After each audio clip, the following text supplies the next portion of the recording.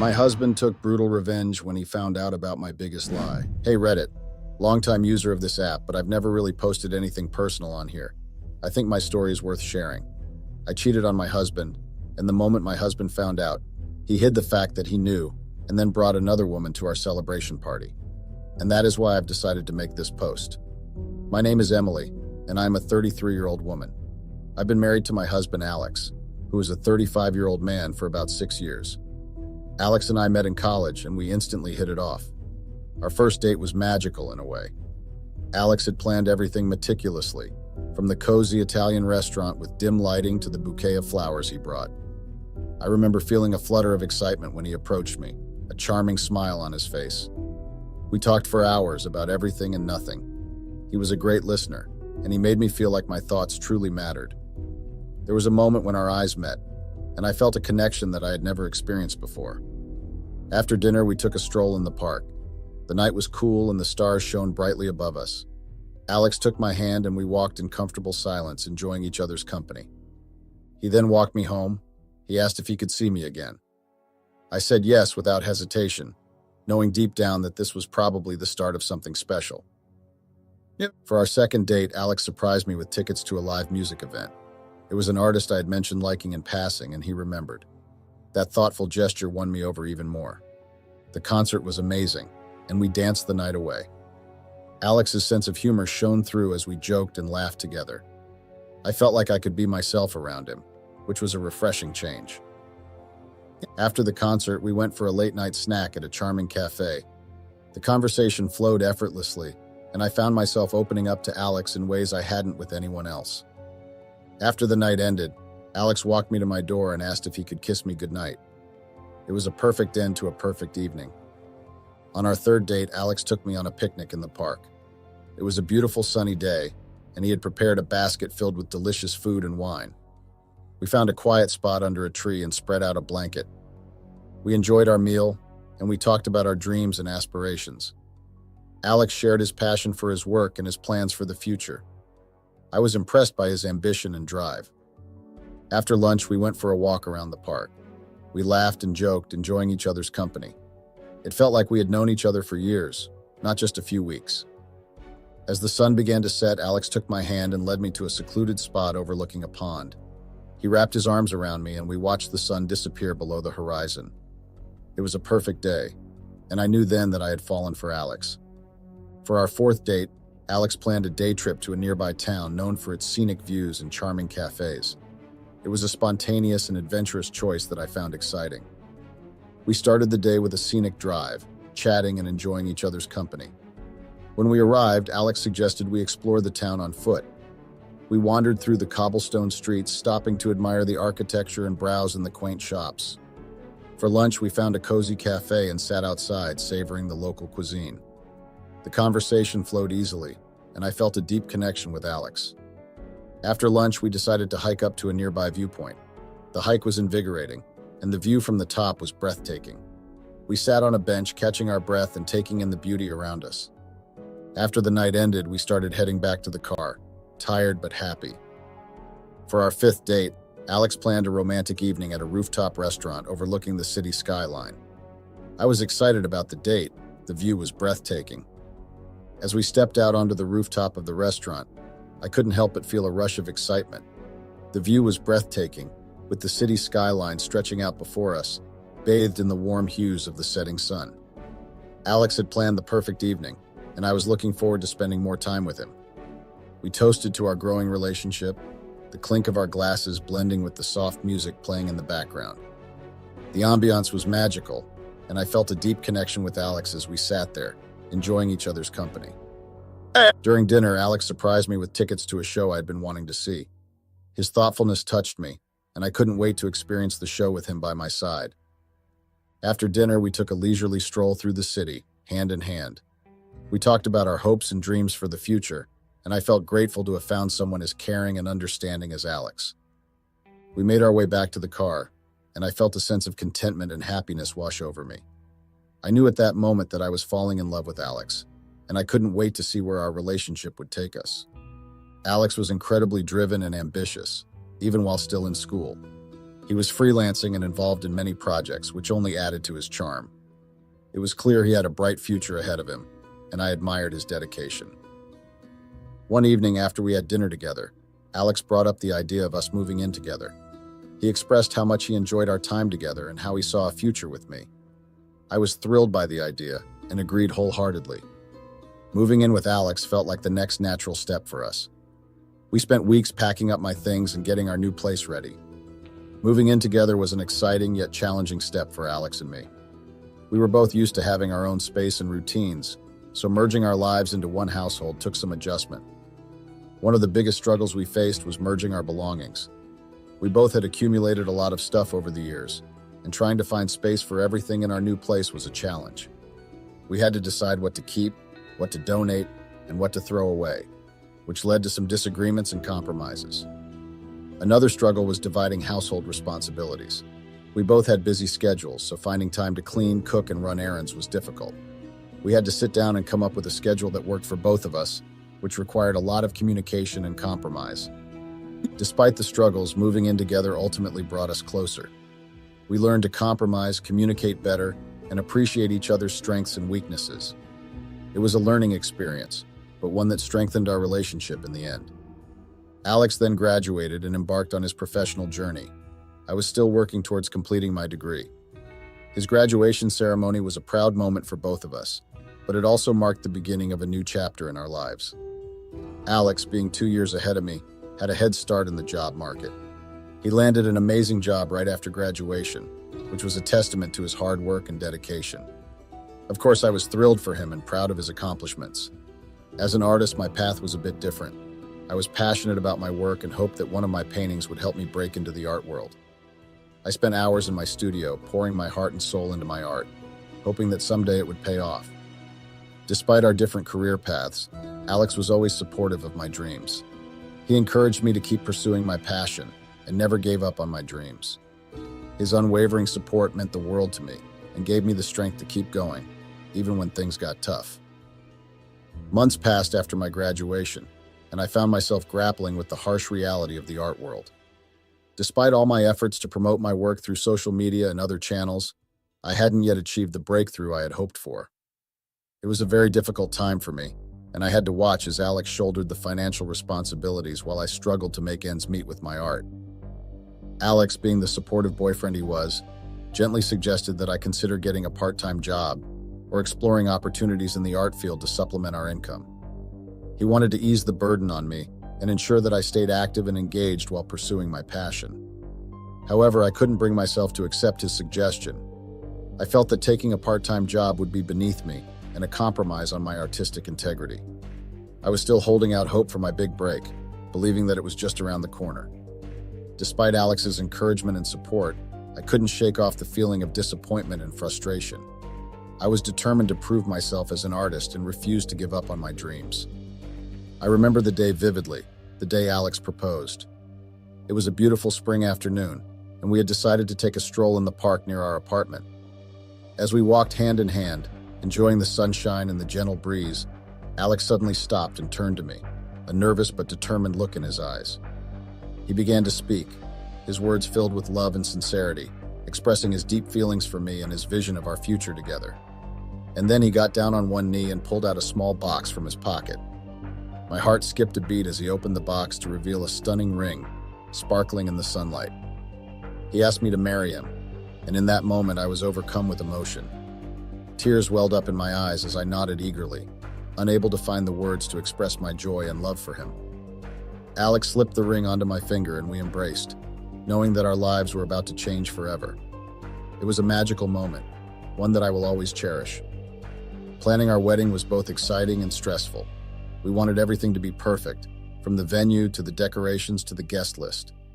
But as the days turned into weeks and then months, the stress began to mount. There were so many decisions to make, so many details to consider. We had to find the perfect venue, choose a caterer, select the music, and pick out the perfect dress.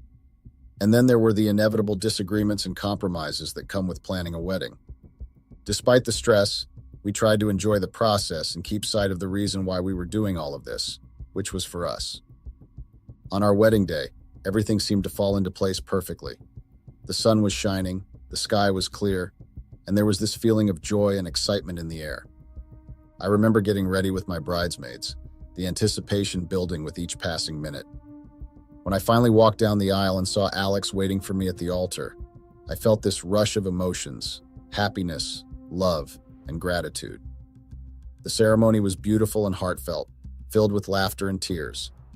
As we exchanged vows and rings, I knew that I was marrying the love of my life, my soulmate. After the ceremony, we celebrated with our family and friends, dancing and laughing late into the night. It was a day I will never forget, a day filled with love, laughter, and joy. On our honeymoon, Alex had planned everything down to the last detail. We traveled to a beautiful tropical island, where we then spent our days lounging on the beach, exploring the local culture, and enjoying each other's company. Everything had been paid for by Alex, including our wedding, as I was still struggling to get my big break in the art world. Despite my lack of financial contribution, Alex never complained. He was supportive and understanding, and he was earning very well and also had good savings, so my financial situation didn't seem to bother him. It was during our honeymoon that I truly appreciated how lucky I was to have him as my partner. He was patient, caring, and always put my needs before his own. I knew then that I had married not only a loving husband, but also a true partner for life well until I betrayed him. As the years passed, my struggle to break into the art world persisted. Despite Alex's gentle suggestions to find a job or pursue other avenues, I stubbornly clung to the hope that my big break was just around the corner. Instead of taking his advice, I found myself becoming increasingly lazy, spending my days at home doing nothing productive. I refused to consider a job, feeling that anything less than a successful career in art would be beneath me. To make matters worse, I started neglecting my health, leading to weight gain. Alex, ever patient and understanding, never once complained. He continued to support me both emotionally and financially, never losing faith in my abilities or my dreams. As time went by, my situation with Alex worsened. About 5 years into our marriage, he reached his breaking point. I had let myself go, gained a considerable amount of weight, and became lazy and unmotivated. Alex, on the other hand, was still working hard and shouldering all the responsibilities at home, including the chores. We had initially planned to start a family in our 30s, but Alex no longer felt that I was ready for such a responsibility. He expressed his concerns about bringing a child into our current situation and told me that I needed to change before we could even consider having kids. I tried to convince him to let me be a stay-at-home mom, but he refused, stating that it would only make me lazier. It was then that he gave me an ultimatum. Either I get a job or he would leave me. That ultimatum was a wake-up call for me. I knew I had to make a change if I wanted to save my marriage. I managed to secure a job at a local art gallery, hoping that it would be a step in the right direction. I started to feel incredibly insecure about my appearance. The weight I had gained made me feel unattractive and undesirable. I looked in the mirror and hardly recognized myself. It was a constant struggle, and the truth was, losing weight was much harder than gaining it. I tried various diets and exercise routines, but nothing seemed to work. My self-esteem hit an all-time low, and I found myself avoiding social situations and even intimacy with Alex because of how I felt about my body.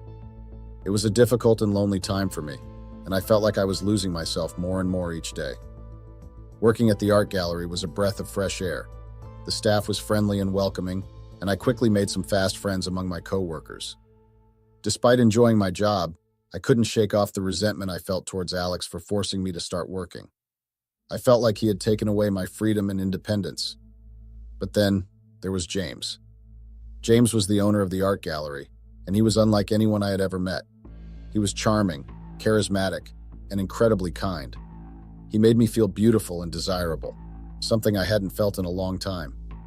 James would flirt with me and shower me with compliments, and I found myself drawn to him in a way I couldn't explain. James was always so friendly and kind, but it felt like he was extra friendly towards me. He had a way of making me feel special, like I was the only one in the room. He would often bring me my favorite coffee in the morning or leave little notes on my desk, just to brighten my day. His gestures were small but thoughtful, and they always put a smile on my face. At first, I didn't think too much of it. I just liked the attention and the way he made me feel. But as time went on, I started to develop an attraction for him. I knew it was wrong, especially since I was married, but I couldn't help myself. James was just so charming and attentive, and I found myself drawn to him more and more each day. As time went on, my attraction to James grew stronger, He was always so charming and attentive, and I found myself looking forward to our interactions more and more. I could tell that he was also becoming more flirty with me, and I didn't mind it one bit. In fact, I liked it. Looking back now, I realized that I should have told my husband about how I was feeling. But back then, I was too caught up in the attention and the excitement of it all. I was also afraid that if my husband found out, he would make me quit my job, and I didn't want that. James made me feel good about myself, especially since I had such horrible insecurities. His attention and affection were like a balm to my wounded self-esteem, and I craved it more and more. I found myself drawn to James in a way I hadn't expected. Our conversations went beyond work, delving into personal anecdotes, shared interests, and mutual hobbies. James was charming and attentive, making me feel special and understood in a way that Alex, my husband, no longer did. We started chatting frequently, and I eagerly anticipated each message from James. I would often lose track of time, engrossed in our conversations late into the night. James seemed to have a knack for saying the right things, boosting my confidence and making me feel desirable. Despite knowing that my growing attraction to James was wrong, I couldn't help but enjoy the attention. I craved the excitement and validation that our interactions provided, especially as my marriage with Alex had lost much of its spark. Granted, I knew it was my fault for that, but still. I also knew I was treading dangerous waters, but the thrill of the forbidden kept pulling me back to James and made it difficult for me to resist his charm. James started inviting me to solo outings outside of work. He would suggest we go watch a movie I had mentioned wanting to see, or go out for food at a cozy restaurant, or even go for a walk in the park. These outings felt like mini adventures, a refreshing change from my daily routine. James was attentive and thoughtful, always making sure I was comfortable and enjoying myself. I found myself looking forward to these outings, eagerly anticipating the next time we would meet. It was exhilarating to spend time with someone who seemed genuinely interested in me and my well-being. These moments with James became a bright spot in my otherwise mundane life, and I found myself craving more of his company. I began to feel a growing resentment towards Alex, my husband. While I still loved him, I couldn't help but compare myself to him. His physique remained unchanged, while I had gained weight over the years, feeling less attractive and more insecure. It was hard not to notice the contrast, especially when James, who I was growing closer to, made me feel beautiful and desired. What frustrated me even more was Alex's apparent obliviousness to my struggles. I was battling with my mental health, feeling trapped in a cycle of self-doubt and insecurity. I longed for Alex to notice and offer support, but it seemed like he didn't see my pain. His lack of understanding drove a wedge between us, pushing me further towards James, who seemed to understand me in a way Alex didn't. Looking back now, I can see that Alex cared deeply, and he noticed when things started to change between us. He tried his best to make me happy, but I was too entranced by James's attention to notice. When Alex saw me getting more distant and glued to my phone, he tried to overcompensate by doing everything he could to reconnect with me. But I was already too far gone, blinded by James's charm and the excitement he brought into my life. It wasn't Alex who pushed me towards James. I pushed myself towards him, caught up in the fantasy he offered. Alex had always been there holding down the fort, but I was too wrapped up in my own desires to see it at the time. James soon started inviting me to his house. He was married and his wife was pregnant, but she was staying with her parents until the baby was born, or so he said. I began visiting him at his home innocently enough, watching movies, having lunch, or sometimes dinner. However, things took a turn, spilled over, and I ended up cheating on my husband. After the incident with James, I was horrified. I avoided him for days, but he persisted, trying to convince me that I wasn't at fault. Deep down, I needed reassurance that what I did was right, and both James and my own mind provided that reassurance. James blamed it on Alex, saying I wouldn't have cheated if Alex hadn't neglected me sexually. I started to believe it was Alex's fault. However, the truth was, whenever Alex tried to initiate sexual contact, I had always refused because I felt insecure. I was also angry about him forcing me to get a job, and soon he just stopped initiating. As much as I loved Alex, I found myself lying to him to continue my affair with James. It wasn't that I didn't love Alex anymore, but the attention and affection James showered on me made me feel alive in a way I hadn't felt in a long time. I knew what I was doing was wrong, but I justified my actions by telling myself that I deserved this happiness, even if it meant betraying my marriage vows. I found myself constantly weaving lies to cover my tracks. Excuses would flow effortlessly from my lips, using work as a guise to slip away and meet James. Our encounters became more daring. Sometimes we would even wait until all our coworkers had left and then we would have sex. With each passing day, I felt myself drifting further from Alex. Alex handled most, if not all, the chores, but previously, I would assist as a way to bond with him, but now I refused to do anything. My phone became both my lifeline and my downfall. I was constantly clung to it. The life I once shared with Alex, filled with love and companionship, was now overshadowed by the guilt and shame of my actions. Despite my best efforts to hide my affair, the cracks in my facade were beginning to show, and I knew that it was only a matter of time before everything came crashing down. Alex then received a huge promotion at work, and when I found out, I couldn't help but feel a pang of guilt. He had been working so hard, carrying the weight of our household on his shoulders, while I was lost in my affair with James. Seeing him succeed should have made me happy, but instead it filled me with shame. I knew that I was the reason why Alex had to work so hard, and why he had to take care of everything at home.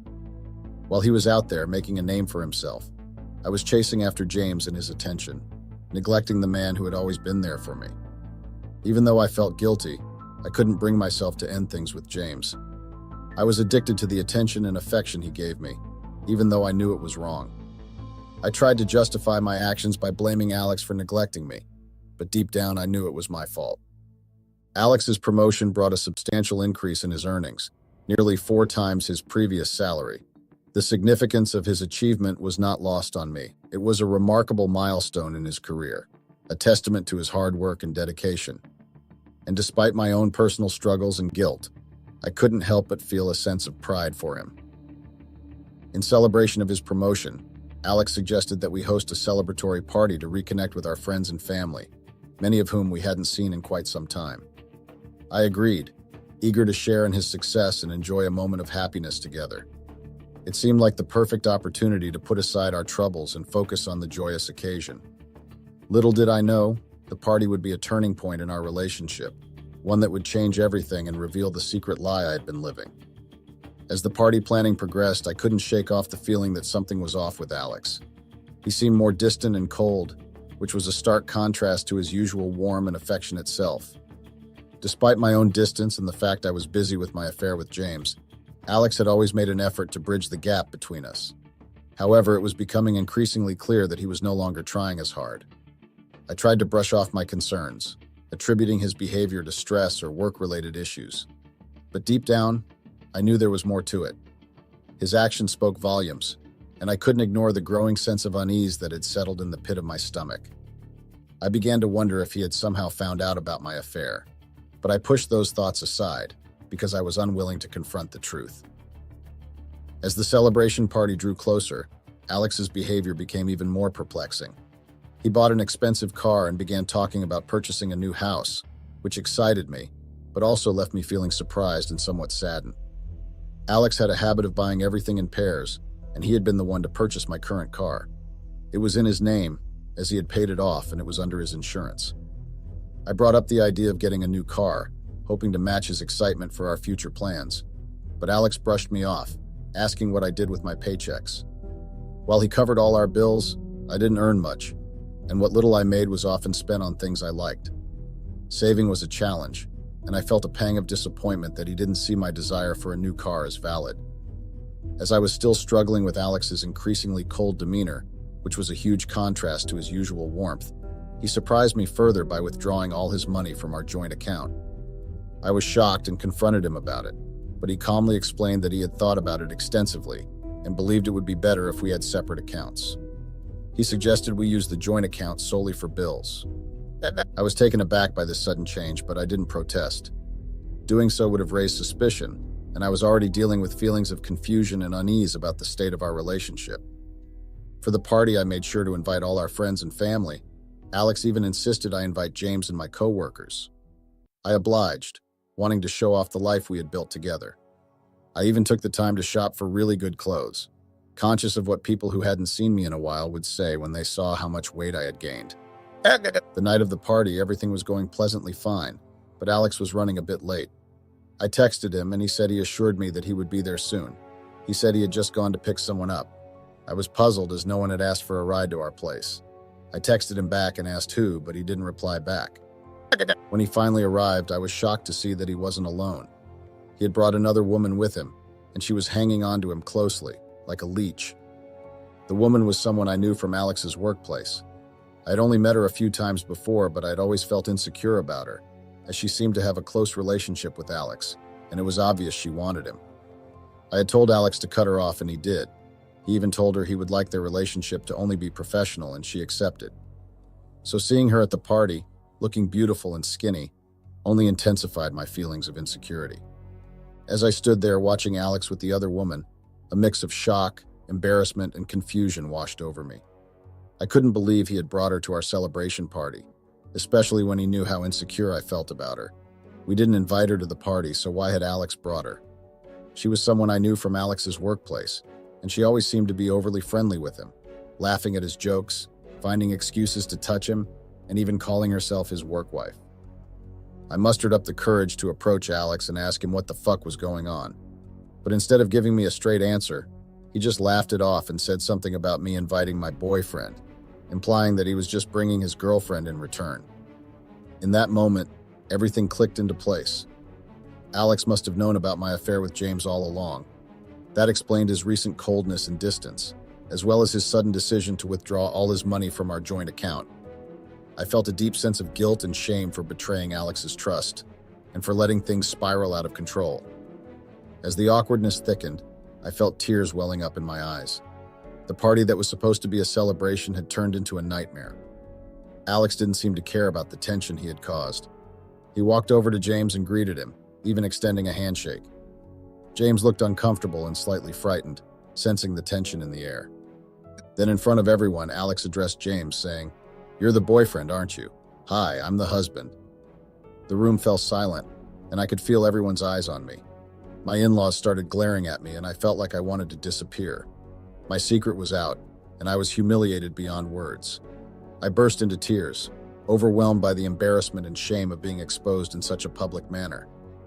As I cried, Alex's smile grew wider.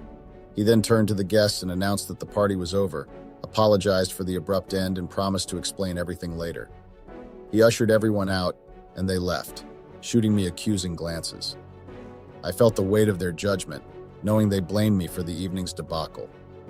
Even James began to leave, but as he reached the door, Alex called out to him. He told James to say hello to Priscilla. My heart sank as I realized Alex must have informed Priscilla about James's infidelity. Priscilla was James's wife. James looked stunned for a moment before quickly exiting. I was shocked by Alex's move, but my focus was on repairing my shattered marriage. I broke down again in tears, overwhelmed by the mess I had created and desperate to fix things with Alex. The party emptied out, and even the woman Alex arrived with made her exit, but not before planting a quick kiss on his lips. I was horrified, watching her kiss my husband right in front of me, complete with a smirk thrown my way. Alex finally turned to me and his smile was icy, detached. He calmly told me that he had known about my infidelity for a long time, and that he no longer felt anything for me. He accused me of being ungrateful, highlighting how he had shouldered all responsibilities while I was cheating behind his back. He announced that we were getting a divorce. Desperate, I started begging him to reconsider, but he remained resolute. Despite my pleas and promises to change, Alex remained unmoved. I offered to do anything to make amends. I would give up my phone, cut off all contact with others, quit my job, take on all the household chores, and never leave the house. But Alex stayed silent. His decision was unwavering. He explained how he had watched me drift away from him over the months, and now it was too late for me to try to make amends. He reiterated that we were getting a divorce, adding that Priscilla would likely divorce James, and said that I could now be with James without guilt. But I didn't want James.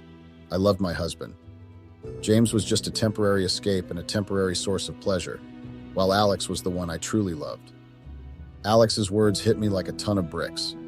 He told me to call one of my siblings to come back and help me pack my things because he was kicking me out of the house. I begged him not to, but he was resolute. He gave me just 10 minutes to gather my belongings and leave. Alex again repeated that we would be getting a divorce and that the papers would be sent to my parents' house and asked me to sign them when they arrived. I was too overwhelmed with emotion to respond. My marriage, The life I had built with Alex was crumbling before my eyes. The weight of it all hit me like a ton of bricks, and I couldn't even stop my tears from flowing. I packed my belongings swiftly, trying not to burden my siblings with having to drive back to pick me up. If only I had known Alex would kick me out, I would have asked them to wait behind after the party. I had tried every means possible, but Alex wasn't listening. He wanted me out. I had to call an Uber to take me to my parents' house. On getting to my parents' house, I started crying again. Thankfully, I found solace in their understanding. They had been at the party and knew what had happened, and it was obvious they were very disappointed. Despite this, they comforted me, offered me words of consolation, and told me that Alex might forgive me. My mom even prepared food for me and encouraged me to rest, understanding the turmoil I was going through. I could tell they wanted to hear my side of the story, but they were trying not to add to my stress. As soon as I could gather myself, I recounted everything to my parents. They listened attentively. Their disappointment was so clear. They even tried to talk to Alex, but despite their efforts to intervene and reason with him, he remained resolute, refusing to forgive me and dismissing any attempts at reconciliation. So I guess I'm saying don't cheat, guys. It's just not worth it. On the bright side, I did find out that James was getting a divorce too. Not that I want him. I'm just relieved I'm not the only one facing consequences for my actions. I also discovered that Priscilla actually owned the art gallery, not James. She had just put him in charge. Now that she's found out about his affair with a coworker, thanks to Alex, she's temporarily closed the gallery. I hope she'll reopen it soon so my former coworkers don't have to find other jobs. Thanks for listening.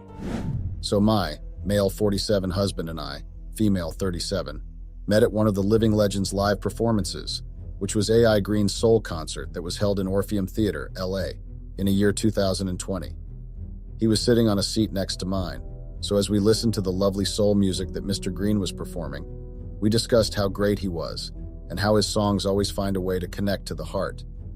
I mean, even if you were the person who didn't believe in love, but once you listened to AI Green's music, you would think again about finding love.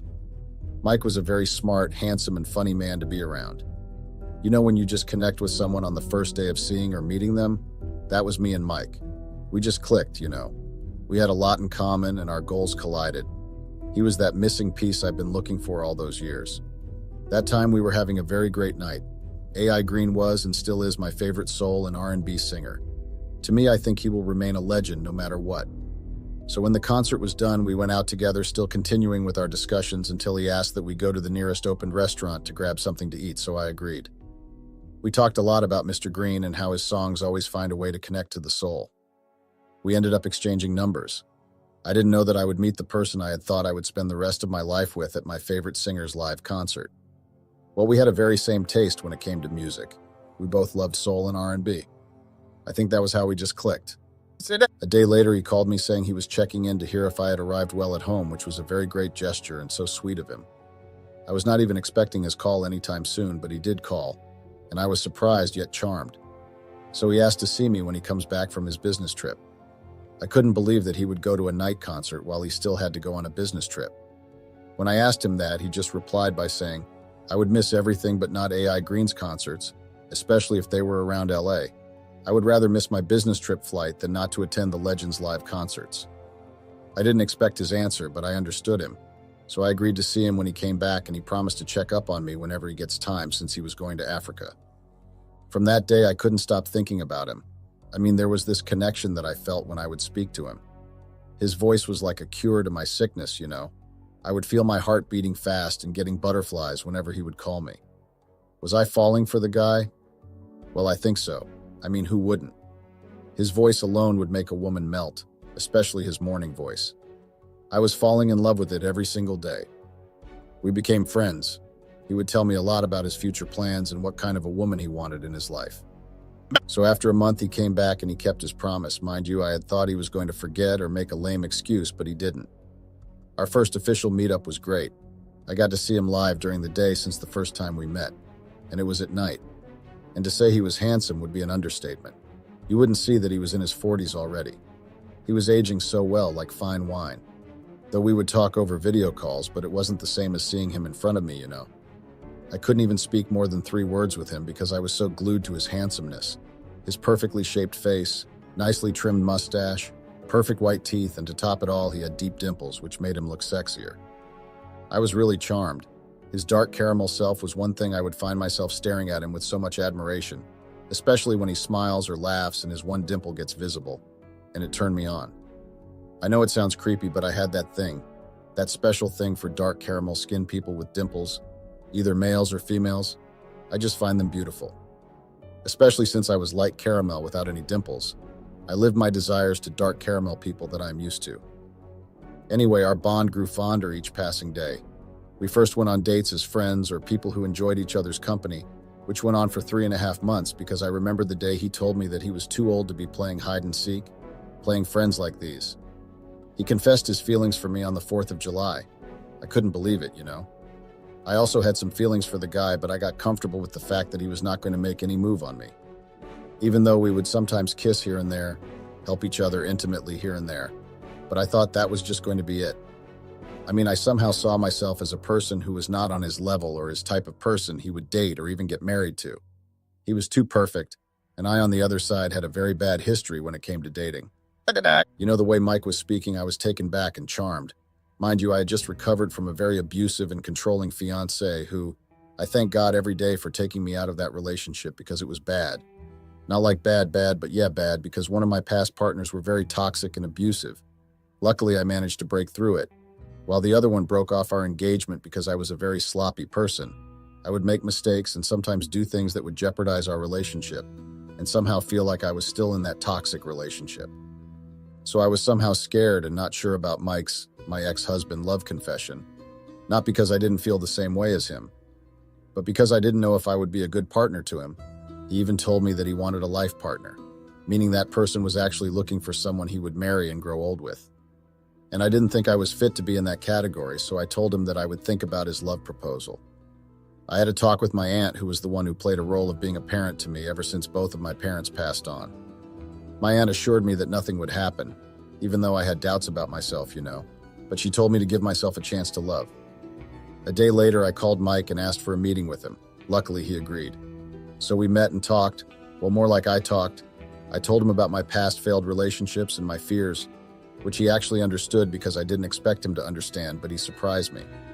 He told me that no one was perfect, and we all learn from our past mistakes. So in order to move on from our pasts, we have to accept them and learn from them. He said a lot of sweet words that made me believe that I could change. I mean, God had given me another chance to love, so I had to embrace it and be grateful to it. But I guess some things are just meant to be. I was just made to be alone. After our talk, we made our relationship official. We had a lot in common. The chemistry and connection was there, you know. I fell really hard for him. He made me feel good enough. Not to mention the way he looked at me. It was like I was the only important and precious thing that existed in his world. He treated me like a queen, spoiling me like a child. Life has been great. I wouldn't say we had problems, but to me, he was my lover. And also my best friend. We talked about everything and anything, you know. Every moment with him was never a dull moment. It was great. He used to fulfill my desires, give me everything I needed from a man. He supported, and most of all, he understood. I couldn't get him off my head. We chatted every day, and I was actually falling harder for the guy. The attention he would give me was on top of the world. He would always ask if I was still okay. He was really fussy over me in a charming way, though, and I loved the attention he gave me. We went out a lot. He introduced me to his friends and some of his business associates whenever I would accompany him to those business gala dinners, and to some of his employees, including his personal assistant that he was working with. It was truly a great moment for me. He was also everything I needed in a man, and he was very understanding and loving. So I thought I had found the one. The love of my life, but I guess I was wrong. The S*X was okay, but mostly he was a 2 times a week vanilla kind of guy. But he indulged me when I wanted to do some more adventurous things and was generally attentive to what I needed. He rarely initiated, though, which was a bummer for me. But I was so happy and lacked nothing besides the fact that he would go on business trips a lot. But he was going with me if I was available and spoiled me rotten. But look, I messed all that up and went for stones while the diamond was right in front of my eyes. Mike was everything a woman would ask for and more. He was the type of a guy that most women fantasize and dream about. Though like any relationship, we experienced our fair share of ups and downs.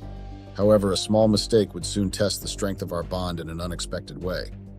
Though I still think that if some things are not meant for you, they are just not meant to be for you. And love was some of the things that were not meant for me. That was how I would console myself every day whenever I think of my past, and think about how perfect my life was with Mike. But I ruined all that. All because of what? Lust, lack of affection, and greed. Because what I did is called being greedy. I was not enough and grateful for what I already had in my life. Instead, I went out and looked for something that I had thought was better, while something better was in front of my eyes. I sometimes would think, what if he leaves me someday and finds someone else better, who would be on his level, and I would be left alone to pick up the broken pieces of my fragile heart. I love my husband very much. Well, more like I still love him, but sometimes love alone is not enough. I'm not a woman who would cheat on her husband, but the way he had distanced himself from me, it made me feel like we were somehow losing connection, or the connection that we once had that disconnected. I felt like I had lost him as a husband and my child had lost him as a father. It was just too much to handle. Throughout all that was happening in my house, I was just grateful to my friend Bianca, female 34, for always being there for me and allowing me to vent to her.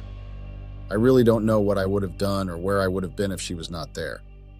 As much as she was younger than me, the advice that she would give me felt like I was taking them from my own parents. Even though Mike was not a fan of Bianca, though he had no choice but to act like he had accepted our friendship. Bianca was also married to a man 10 years older than her. Our husbands are friends and business partners, so we started getting along during a trip that was planned by our husbands, well more like their business trip, and we tagged along. Bianca and I connected. The first day when we were introduced to each other, we just clicked. I really didn't understand why my husband, or let me say my ex-husband, didn't like my friendship with Bianca because it was harmless and innocent. Or that's what I thought it was. So for many years, I had only been in a committed relationship with one person. While I cherished the love and connection we shared, I couldn't help but wonder what it would be like to explore other relationships and experiences. It was a natural curiosity that many people can relate to. I approached the topic with my partner, hoping for understanding and open-mindedness. It all started with a simple conversation. I mustered up the courage to express my desire to try being with another man. I thought my partner would understand that we could navigate this new territory together. Unfortunately, instead of an open-minded response, I was met with anger and resentment. Unfortunately, he didn't react the way I had hoped. Instead of having a calm and rational conversation, he exploded in anger. His reaction took me by surprise, and it quickly became clear that he wasn't willing to entertain the idea of me being with someone else. My partner's reaction caught me off guard. I never expected such a strong negative response. We had always prided ourselves on open communication, but this topic seemed to strike a nerve. Over the next few days, tension grew between us. He became distant and cold, and it seemed like every conversation ended in an argument. We both knew that something had changed and it was tearing us apart. I had tried to come to terms with my wrong and tried to apologize for how I had approached the situation. But I didn't know what to say and where to start apologizing because what I felt the other day was what I was still feeling. I realized that my approach may not have been the best. Instead of having an open and honest conversation, I should have taken more time to understand my partner's feelings and concerns. Perhaps there were underlying issues that I had failed to address, which was why I had decided to think of another approach that he would understand. I didn't need him to do anything. I just wanted his thoughts and advice. A few days later, I waited for my husband to cool down so I could approach the topic again. I had to wait a couple of days before I angered him again. I didn't want to take things in my own hands and go outside to get what I had desired because that would be cheating. I loved my husband. Heck, I even still love him so much. We had vowed to ourselves to always be open with one another. We believed that strong communication skills were a key to a successful marriage. Oh, and not to forget loyalty, respect, and commitment. During the day as he was at work, I got the time to prepare some romantic dinner for the two of us. I wanted to soothe his heart first before dropping the same bomb that had angered him before. Later on, he came back and I was nervous. I didn't know how he was going to take my thoughts or desires again, but I hoped for the best. I gave him water to bathe and prepared supper. I wanted everything to be perfect. So when he came back from taking a bath, we had a light conversation. I knew that he had forgiven me for the first encounter when I dropped the bomb, but I had to do it again, unfortunately. So I started the conversation with the apology of how I had approached my desire situation and how much I wanted us to speak about it without arguing or fighting. The more he looked at me, showing that he was listening, the more my armpits were sweating because of the nerves. I didn't regret marrying Mike. If I didn't want to get married to him. I would have rejected his proposal or asked him to wait a bit before we got married. When I agreed to be his wife, I knew what I was putting myself into, and it was a lifetime commitment. But on another thought, I felt like I had got married way too early and I was still young. I didn't give myself any chance to live, be myself, and be like my friends, living a carefree life. I didn't give myself to be young and do young people things, but I rushed to get married. Now I found myself being stuck with so many desires that my husband couldn't deliver. So I told him everything that I was feeling, from the fact that he was no longer giving me time like he used to. He was always focused at work and on the children's home shelter. Getting his full attention was something that I would only dream about, and it stayed there, in my dreams. I opened up to him about my feelings and the fact that I was craving to try another man. After I had said that, his eyes changed from being clear to pure red. He looked enraged. I told my friend Bianca about the issues that I was facing in my marriage, and to my surprise, we were actually going through the same thing. One thing about Bianca is that she loves them younger. She loves exploring guys who are younger than her, which sometimes makes me think of the reason why he married a man who was 10 years older than her, yet her desires are for younger guys. It gave me the idea that maybe she had married Jack, Bianca's husband, for money and not love and happiness. But that wasn't my business. Bianca suggested that we go out to clubs so that we could release the tension that we had in our homes. The way things were happening at home, the tension was too thick, and I didn't want my baby to see his parents tense like how Mike and I were. I took my baby to my aunt's house that time, and I was just glad that she understood my reasoning and the tension, though she didn't know the whole truth. I couldn't tell her why my husband and I were going through some patch, because I knew that either she was going to scold me or tell me to stop and erase whatever thoughts I had and make me pray for the foreboding behavior that I had started. So Bianca and I went out as we had planned. I have never felt so carefree and alive since forever. Bianca and I promised each other that we were just going to enjoy ourselves, do whatever that we had been longing to do, and live in the moment. I followed her advice and lived like I had never lived before. I had forgotten about my marriage crisis and the fact that I had an insecure husband. I felt young again, That day, Bianca suggested that if we wanted to either have fun with someone else or explore our desires, that was our chance to experience wildlife for once. Since that day, we had started going out a lot, either to male strippers clubs or going wherever there's fun. We planned that we would be wild hogs in clubs once every month to find our true selves and live the lives that we had been desiring for so long. I knew that I should not have agreed with her, but I was no longer happy with my husband, and I really desired to at least try other men and see how they were going to make me feel. I love intimacy and those rough and wild actions that are done during either lovemaking or intimate moments, and I was not getting that on my husband. So one day, Bianca and I had started doing what we had agreed on and went to parties, clubs, etc., to explore and seek for what we had been desiring throughout our whole married lives. We planned a trip together, leaving our hubbies behind, of course, just to explore ourselves, and maybe our desires would be met by someone from another country. Maybe the kind of action that my heart desires for is somewhere outside our city or country. I had told my husband that we were going on a girls' trip and we would go for a month. I knew that he didn't want me to go because I had mentioned that I was going with Bianca. But Bianca's husband, James, convinced my husband, Mike, that he should allow me to go. Little did they know that our plan, Bianca and myself, was to cheat on them to fulfill our heart desires. I knew that if Mike was to find out about my plan with Bianca, he would make sure that I regret even saying yes when he asked me to marry him. It was not going to be nice at all, but I still went with it, forgetting that whatever happens in secret or in the dark always finds its way to the light. So Bianca and I decided to visit Dubai because we fell in love with it. Unfortunately, the last time we went there, we were going with our partners, so we told ourselves that we will go back alone when we get a chance. So as we were in Dubai, we went to this club and it was booming. We even found friends when we got there. Everyone was so welcoming and very nice. I knew that we would enjoy our vacation in the United Arab Emirate country. The group of friends that we had found there were actually there to celebrate one of their friends' birthday party. So they asked us to join them. Some of them were going with their girlfriends, while others were going alone. I missed Mike so much, but I couldn't let him and his issues ruin my month getaway or vacation, so I pushed everything back and lived in the moment. I told myself that whatever that I was doing and will still have to do, I would be doing it for myself and my heart desires and my happiness. That night of our second day in Dubai, I had too many drinks and I was feeling carefree and silly, and before I knew it, I was dancing on the table, singing at the top of my lungs. The guys were laughing and cheering me on, and I loved the attention I was getting.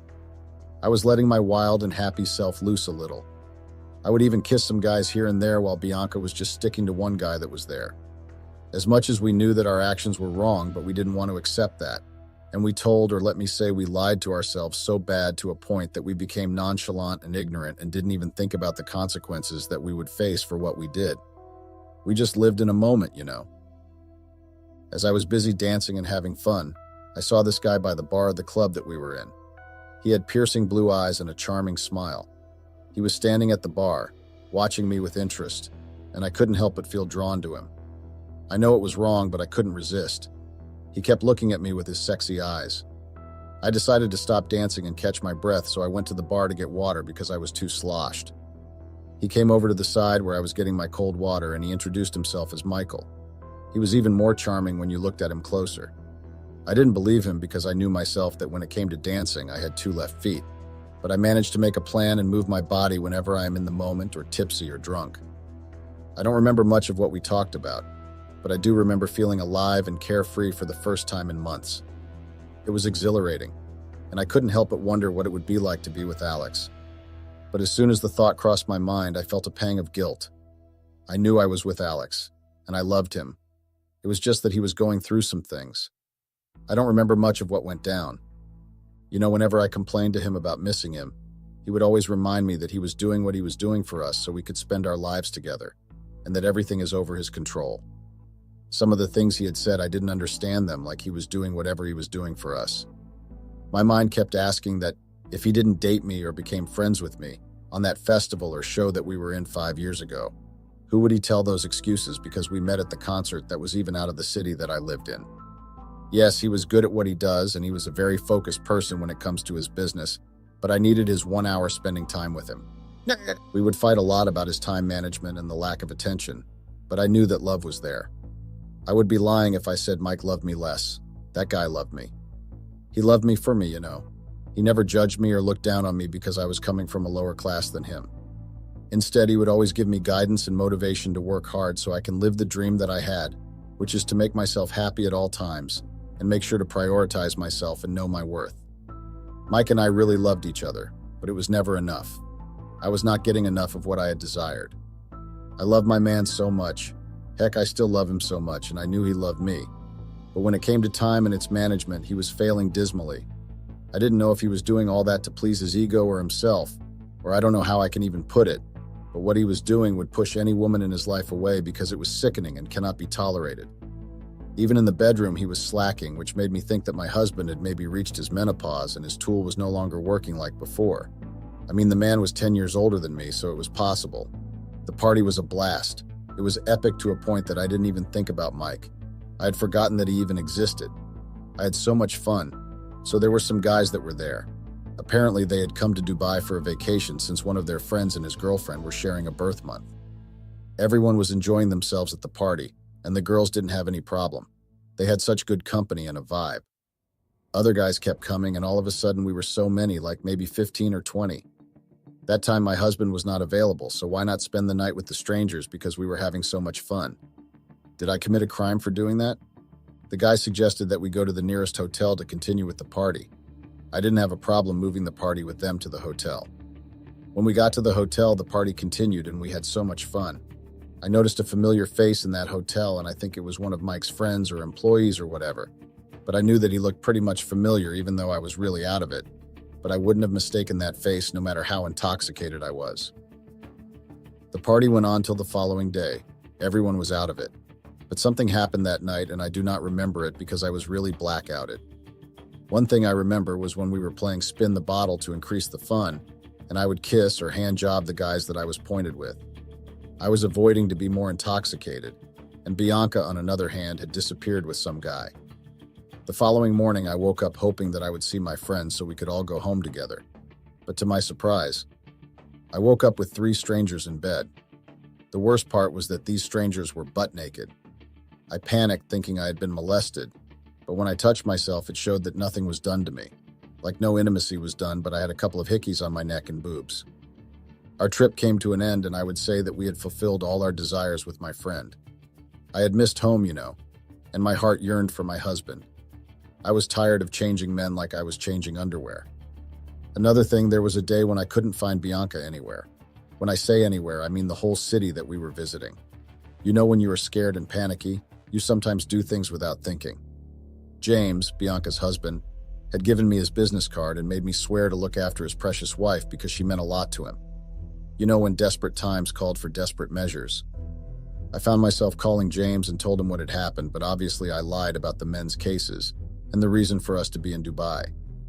I didn't even think about the consequences that would take place if our husbands were to find out about our abomination, but I was stressed and didn't know what to do. James used his connections to locate Bianca's whereabouts. As I was about to call James again and find out if he had any progress in finding Bianca, my friend came to the B&B that we had booked in. She came in looking fresh and happy. Mind you, that time I had been so stressed about her, but she came back looking fine and glowing. I was so angry at her because we had to cover our flights back to Canada. I then asked her to tell me where she was. You know, when you are anticipating hearing a juicy story, and you shift your focus to that storyteller. As Bianca was about to start her story, we received text messages.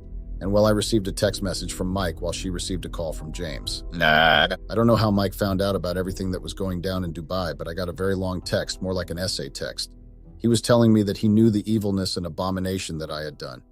He was fuming in that text to a point that on some line I got really confused about the things he was saying. What took my attention was when he mentioned that when I get home I won't find him, but I had to bear in mind that he would not let me go free like that after breaking my wedding vows in his heart. He then wrote so many insults, mind you, that time I'm reading the text, and my hands were shaking, tears streaming down my face. When I got home, I found everything gone, from his clothes, gadgets, including the furniture that he had bought. I knew there and then that I had messed up a good thing.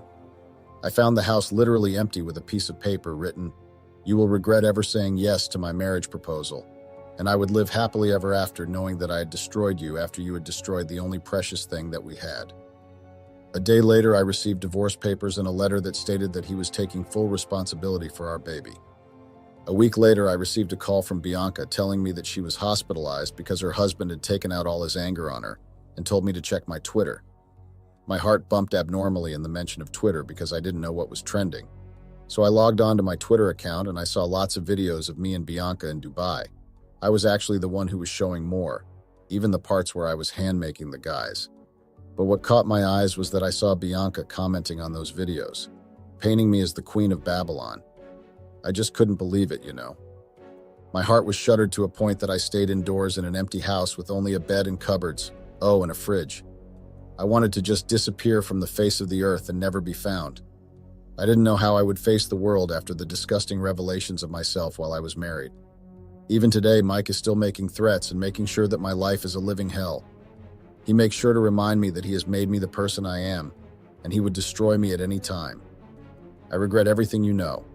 I don't even know how I would look at my aunt after what I had done, destroying my marriage.